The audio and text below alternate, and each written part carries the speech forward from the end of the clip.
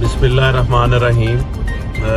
आज जैसा कि आपको मालूम है कि फैसला आबाद में जेल भरो तहरीक का आगाज़ हो गया है, तो आज इंशाल्लाह PP 104 से समुंदरी से इंशाल्लाह आदिल परवेज़ सबसे पहले फैसलाबाद में गिरफ्तारी देगा अपने साथियों के साथ, अपने पार्टी के वर्करों के साथ इंशाल्लाह ताला।